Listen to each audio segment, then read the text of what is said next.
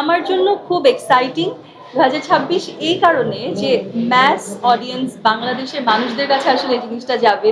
আমার একটা কাজ যেখানে I am the lead cast and আইল বি, যেটাকে আমরা বলি যদি বলি চলচ্চিত্র শিল্পী নায়িকা ওইভাবে করে প্রেজেন্ট হচ্ছি। সো এই জিনিসটা আমার জন্য ডেফিনেটলি একটা এক্সাইটিং ব্যাপার, ইন্টারেস্টিং কাজ আছে আমার। সব কিছু মিলে আমি খুবই এক্সাইটেড। একটা ব্যাপার কি, আমার একটা প্লাস পয়েন্ট যেটা হচ্ছে গিয়ে যে আমার একটা বিশাল ব্যাকগ্রাউন্ড আছে থিয়েটার এবং মূকাভিনয়ের।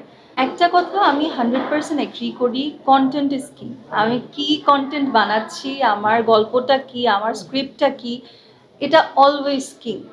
এবং পরবর্তীতে সেকেন্ড যেটা আমি বলবো যে আসলে কাট পিস কি এই জায়গাটাকে ছাড়িয়ে যাবে কি যাবে না, that is a very unpredictable thing to be honest. যেমন যদি আমি ধরতে যাই উৎসব, উৎসব নিয়ে কিন্তু আসলে ডিরেক্টর থেকে শুরু করে সবার এক্সপেকটেশন খুবই কম ছিল, but then again it just clicked.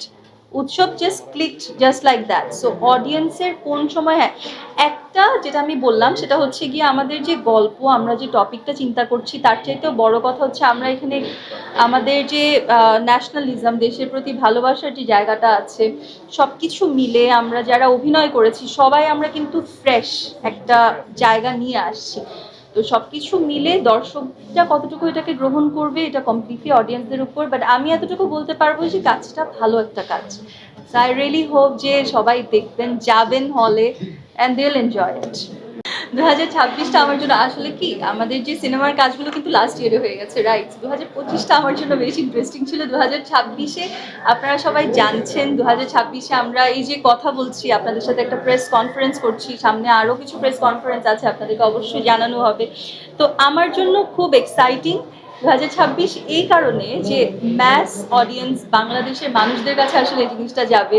আমার একটা কাজ যেখানে I am the lead cast and আইল বি, যেটাকে আমরা বলি যদি বলি চলচ্চিত্র শিল্পী নায়িকা ওইভাবে করে প্রেজেন্ট হচ্ছি। সো এই জিনিসটা আমার জন্য ডেফিনেটলি একটা এক্সাইটিং ব্যাপার, এবং তার আসলে আরো বেশ কিছু ইন্টারেস্টিং কাজ আছে আমার। সব কিছু মিলে আমি খুবই এক্সাইটেড। এটা এটা আমার পূর্ণ বিশ্বাস তোরসা মালা হতে পেরেছে, তোরসা মালাকে ক্যারি করতে পেরেছে, এবং তার চাইতে বড় কথা হচ্ছে আমার ডিরেক্টর তোরসাকে মালা হিসেবে দেখে অনেক বেশি স্যাটিসফাইড। তোরসার কাজ বা মালাকে স্ক্রিনে দেখে আমার ডিরেক্টর অনেক বেশি satisfied. So that's very important. একটা ব্যাপার কি, আমার একটা প্লাস পয়েন্ট যেটা হচ্ছে গিয়ে যে আমার একটা বিশাল ব্যাকগ্রাউন্ড আছে থিয়েটার এবং মূকাভিনয়ের। একদম ছোটবেলা থেকে আমি চিলড্রেন থিয়েটার করা, আমার প্রথম আন্তর্জাতিক কাজই হচ্ছে থিয়েটার নিয়ে। সো এটা একটা খুব ভালো, আমার কাছে মনে হয় আমার একটা স্কুলিং আছে ভালো, দ্যাট হেল্পস। সেকেন্ড যেটা হচ্ছে যে, বাট আই উডেন্ট সে যে থিয়েটার থেকে আসলেই যে খুব ভালো ইয়ে করার ব্যাপারটা ওরকম না। আমি অনেক বেশি লাকি যে আমি আসলে আমার যে এডুকেশনটা আছে ওটাকে আমি প্রপারলি কাজে লাগাতে পারি। সেকেন্ড ব্যাপার যেটা, সেটা হচ্ছে গিয়ে যে মালা ক্যারেক্টারটা করার জন্য আমার যেটা করা লেগেছে সেটা হচ্ছে গিয়ে বাসায় হাঁটতে ঘুরতে চলতে বসতে, ফোনে কথা বলতে গেলে, আয়নায় কথা বলতে গেলে, কারোর সাথে কথা বলতে গেলে কন্টিনিউয়াসলি মালার টোনে কথা বলা। কারণ লুকে বা অন্য জায়গায় মালাকে ধারণ করা যতটা না সোজা ছিল, টোনের দিকে মালার যে কথা বলার ল্যাঙ্গুয়েজটা ওই জায়গাটাকে মানে ফ্লুয়েন্টলি যাতে আসে, যাতে মনে হয় যে মালা, যে আমি যে মালা প্লে করছি, আমি ছোটবেলা থেকে মিরপুরের ভাষায় কথা বলে বড় হয়েছি।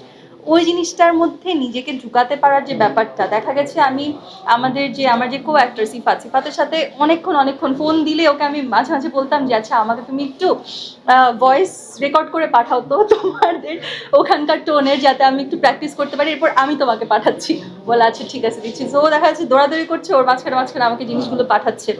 সো এটা একটা খুব মজার ইয়ে ছিল। এবং আমার ছোট ভাই সে খুবই বিরক্ত হয়েছে, কারণ দেখা গেছে এভাবে করে কথা বলা এটা একটা জিনিস, আর তোমরা কি করতেছো আমি তো বুঝে উঠতে পারতেছি না, এরকম করে কথা বললে ইজ লাইক এটা কেমন ধরনের কথাবার্তা, এভাবে কিভাবে কথা বলছো, তুমি শুদ্ধ করে কথা বলো। সো এটা আসলে একটা খুব মজার এক্সপিরিয়েন্স ছিল। চ্যালেঞ্জিং আমি বলবো না, বাট একটা লার্নিং জার্নি ছিল। এখন যদি আমাকে কেউ বলে যে তোর সাথে তুমি এভাবে করে কথা বলো, আমি খুব আয়েসে আরাম করে কথা বলতে পারবো।